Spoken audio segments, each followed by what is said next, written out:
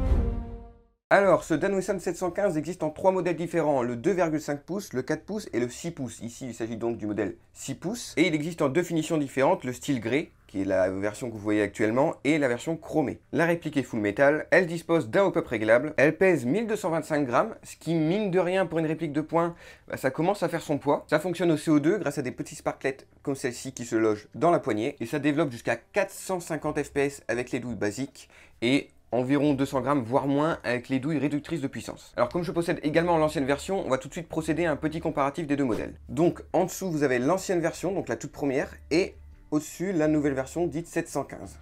Alors la première différence majeure, c'est que ce modèle ne dispose pas de hop-up réglable, le hop-up est fixe, et ce modèle dispose d'un hop-up réglable que vous pouvez ajuster grâce au petit trou qui est ici, et à la clé Allen qui est fournie avec la réplique. Alors comme on le verra quand on parlera des points forts et points faibles, on verra que malheureusement, malgré la présence d'un hop-up réglable, les performances sont pas forcément extraordinaires non plus. Au niveau des changements esthétiques, on a la forme de la poignée qui est totalement différente. Alors, de ce que je sais, cette poignée-là est beaucoup plus réaliste, et ça vient notamment du fait que ce modèle ne réplique absolument pas une arme existante, c'est juste une arme à plomb reconvertie en réplique d'airsoft, alors que ce modèle réplique une arme qui existe réellement dans le catalogue de Dan Wilson. Mais malgré ce changement de forme, la sparklet de CO2 se loge dans les deux cas dans la poignée, ça ne change absolument pas l'emplacement de la sparklet de CO2. Autre petite différence, mais qui n'a pas spécialement d'importance, le barillet tourne dans un sens différent sur les deux modèles. Dans l'ancien modèle, il avait un sens anti-horaire, comme on peut le voir là, et sur ce nouveau modèle, donc, il tourne en sens horaire.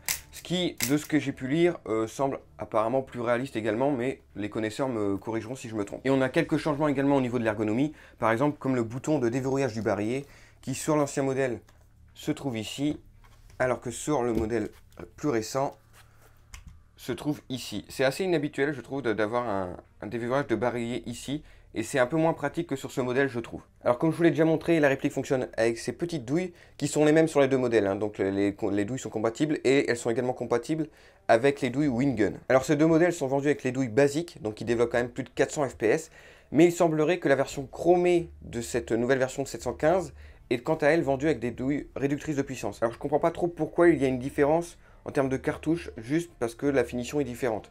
Je trouve que le packaging aurait dû être le même, voire pourquoi pas mettre les deux types de douilles avec la réplique, ça coûte pas très cher en plus. Donc il aurait peut-être été cool de mettre et des douilles basiques et des douilles réductrices de puissance dans le packaging. La réplique vient avec un speed loader dont le fonctionnement est très simple. Vous mettez vos douilles, vous appuyez, vous tournez, c'est verrouillé, et ensuite il ne vous reste plus qu'à simplement appuyer, hop, et c'est fait. Alors pour ce qui est des points forts, clairement la finition, parce que ce modèle style grey est absolument magnifique, malgré la présence de marquages blancs très voyants, mais qui encore une fois peuvent s'enlever très facilement avec un petit coton-tige et du dissolvant. Mais sinon clairement c'est une réplique magnifique, vraiment la finition style grey est bluffante, et c'est vraiment une réplique très jolie à regarder. Le prix est également raisonnable, puisque vous allez la trouver pour un peu moins de 150 €. Il faut savoir quand même qu'il y a des revolvers qui sont full plastique, qui ont des performances merdiques et qui sont vendus plus de 200 €. Donc vraiment là, on est sur une réplique de revolver plutôt abordable en plus d'être très jolie. Et le maniement est très agréable puisque ce système de fausse douille est vraiment très satisfaisant à utiliser. En fait, en termes de réplique de collection, j'ai assez peu de choses à lui reprocher si ce n'est ces marquages blancs qui jure un peu avec la finition de la réplique. Par contre, là où le bas blesse, c'est si on aborde cette réplique en tant que réplique de jeu. Parce que malgré la présence d'un hop-up qui, je le rappelle, se règle via ce petit orifice, eh bien les performances ne sont pas extraordinaires, le groupement n'est pas très bon. Vous allez tout de même pouvoir atteindre une vingtaine de mètres de portée, donc pour une réplique de poing, c'est suffisant. Mais voilà, j'espérais tout du moins que la présence d'un hop-up réglable puisse vraiment améliorer les performances de cette réplique, ce qui n'est pas spécialement le cas, en tout cas sur mon modèle. Alors, je ne compte pas en défaut la capacité en billes, puisque oui, ce barillet ne contient que 6 billes, mais en même temps, c'est un peu le charme des revolvers, ça vient du modèle, c'est pas en soi un défaut de la réplique.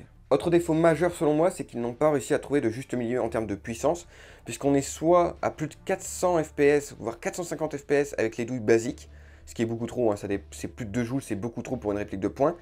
Et avec les douilles réductrices de puissance, on oscille entre 200 fps, mais c'est même moins que 200 fps. Hein. J'ai vu des tirs en chronie à 175 fps, ce qui est bien trop peu. Hein. Clairement, là, il faut vraiment trouver un juste milieu. Surtout qu'on n'est pas sur des faibles puissances à la Marui qui arrivent à coupler faible puissance et bonne performance. Là, on est vraiment sur des faibles puissances qui se ressentent beaucoup sur la portée. Donc vraiment, en termes de jeu, il y a vraiment un souci qui se pose à ce niveau-là. C'est soit vous allez avoir une réplique beaucoup trop puissante pour jouer, soit une réplique beaucoup trop faible et les gens en face ne vont à peine même pas sentir les billes quoi. Et dernier petit défaut qui ne gênera pas forcément tout le monde, mais forcément moi j'ai mis les marquages, puisque ces marquages blancs Airsoft jurent énormément avec le reste de la réplique. Je suis pas contre spécialement des marquages Airsoft, mais qui soient un peu plus dissimulés, moins voyants, parce que là vraiment du blanc comme ça sur du noir, c'est pas très joli. Et tout de même en point fort, petite chose plutôt bien vue de la part d'ASG, c'est que dans la poignée se trouve en fait un outil permettant de serrer la sparklet de CO2. Donc ça vous évite d'avoir et la réplique et une clé Allen dans la poche pour pouvoir mettre une cartouche de CO2. C'est plutôt cool, c'est plutôt bien vu. Alors oui, c'est pas ultra ergonomique, mais c'est totalement possible. Hein. Je l'ai déjà utilisé cet outil, donc plutôt bien vu de la part d'ASG à ce niveau-là. Bon, et bien je pense qu'on a fait tout le tour de ce qu'il y avait à dire sur cette réplique. Je pense qu'il est temps de passer au test de tir. Alors pour ce test de tir, on va aller assez vite. Personnellement, j'espérais un gain de performance un peu plus important dû à la présence du hop-up réglable, mais malheureusement, c'est très peu significatif. Alors la réplique est pas catastrophique, elle fait le minimum, c'est-à-dire que vous allez toucher une personne à 20 mètres environ, mais voilà, c'est pas glorieux quoi. Et le groupement est vraiment très aléatoire, donc c'est pour ça que par exemple pour toucher une petite cible, comme c'est le cas dans la vidéo, ah bah je touche 2 fois sur 6 quoi, le groupement est vraiment pas le point fort de la réplique. Et pour ce qui est de l'autonomie, vous allez pouvoir tirer un peu plus de 60 coups. C'est pas immonde, j'ai quand même l'impression que c'est un petit peu en deçà de l'ancienne version, mais c'est peut-être simplement une impression. Mais encore une fois, j'estime que cette réplique est plus vouée à la collection plutôt qu'au jeu. Voilà, cette review est désormais terminée, j'espère que ça vous aura plu et je vous dis salut à tous, à la prochaine.